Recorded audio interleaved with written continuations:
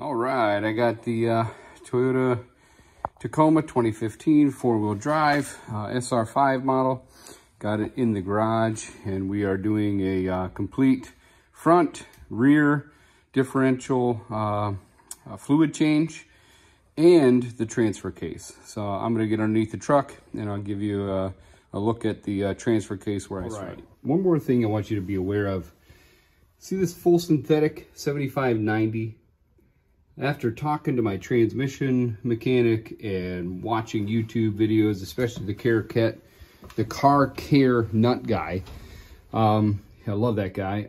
Anyways, they all said 75 weight 90 full synthetic is what they would recommend in every one of these. You can use them, you can use them on the front, the back, and the transfer case, and you're going to be just fine using this. Now, I'm in Northeast Ohio. We get cold, we get hot, all that. I'm going to go ahead and run it. I think it's going to be fine, 75-90. The real key, though, is to make sure, this is the real important part. When I don't know if you can read that or not, but that GL5 is super important. Make sure you're getting the GL5 for your Toyota Tacoma. If you're doing all of them, you're gonna run right around, I've got 4 quarts here, 5, 6, I should have about a half a quart left over. And guys, use AutoZone's card. I went in there, I bought this thing's $55 or something, $59, 60 bucks, let's say. I got that one on one purchase, stood in the store for about 10 minutes, walked around, looked at stuff, got this and this little pump, which, by the way, does not fit the gallon jug, which super irritated me, but that's okay.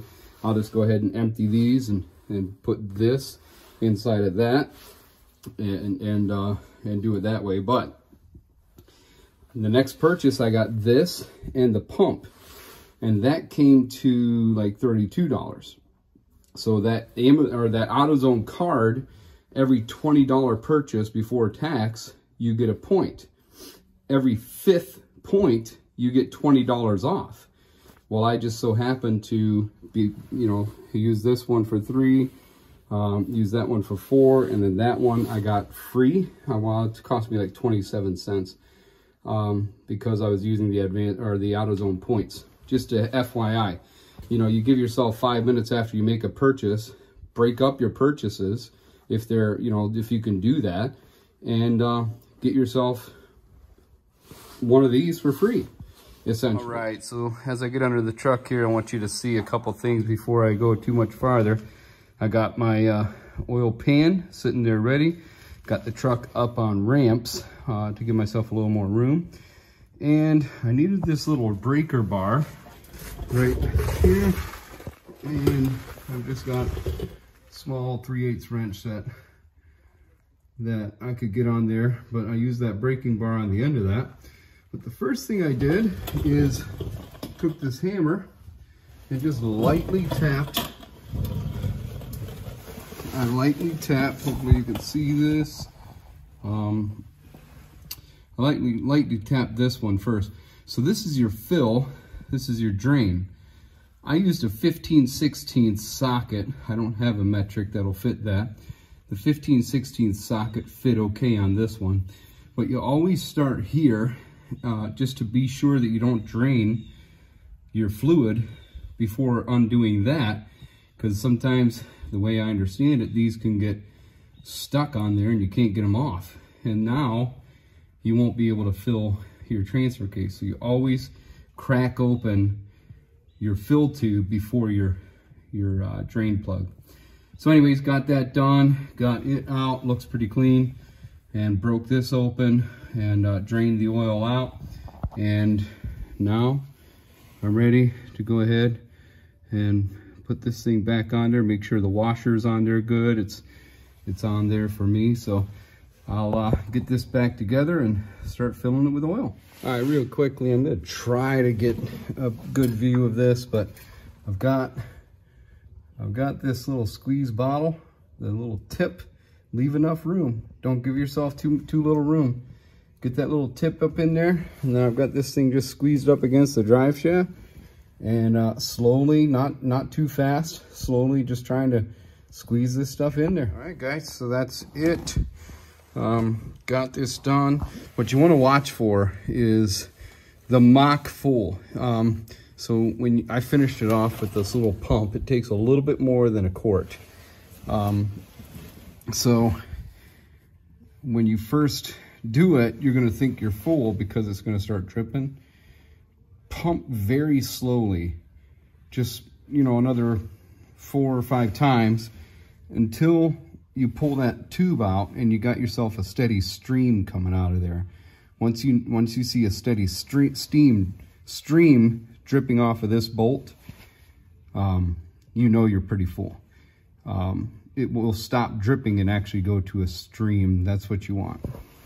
All right, so moving back here to the back rear differential, it's going to go back to that 15/16 socket. I don't know if that's actually the size. It's the one that I'm using because that's what I have.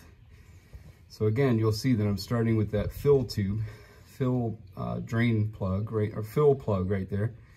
And then down here, you're going to see this little lip down there on the corner. That's your drain plug. Make sure you have your oil pan ready. Put it underneath there before you crack anything. And as you can see, I've got my breaker bar ready, and I'll get it opened up. Again, something quick you want to watch for. This is the magnetic end of the drain plug for the rear differential. There's supposed to be a washer on here. It's not on there. So you want to make sure and clean this. And then what you want to watch for, I'm just discovering this myself. I'm using this really thin flathead screwdriver. And hopefully you'll be able to see, but inside there, that shiny part is actually the washer that's supposed to go on that nut or bolt. So I'm going to take this screwdriver, very gently try to peel that thing off. I don't want to ruin that washer. And then I'll take the screwdriver and just gently pull away all the dirt and stuff from that hole to clean it before I reinstall that plug. So, as planned, I went ahead and pulled off that washer, but guess what happened? It goes into the catch-all, and so you pull out your handy-dandy magnet, and you just go in there and you start searching around with the magnet, pull that thing out, clean it off, and got it out of there. So now you can see that it's got the washer. I got it cleaned up, and I'll clean that top off one more time, and we will reinstall and start filling. I'll try to show you how to slowly top this thing off, but so I've just got this in there. I used 3 of these, filling them from that jug there into there, and now I'm just using that pump. But I'm not going to be able to pump it and film it at the same time, but that's how I've got it set up. And then I've just one pump at a time, pump, stop for 10 seconds, pump, stop for 10 seconds, and keep going until it starts streaming out. Okay, so one of the things that I just discovered in trying to break this fill tube loose on the front differential is I've got quite a bit of play in this front axle, and I think that's going to be a big problem. All right, so after talking to my training mechanic, he said he would go ahead and change it. He thinks there's some allowability for slop on these axles going into that front differential, but he just doesn't know how much is too much. So he said to go ahead and change it, and I checked the other side. There's slop in that one too, what I would call slop. It's just a little bit of play back and forth. So I'm gonna have to research that, but I'll tell you what, guys, this guy right here was a bear. It's a 10mm Allen key, and I had a 10mm on there. Now remember, I start with the let me see if I can get around here.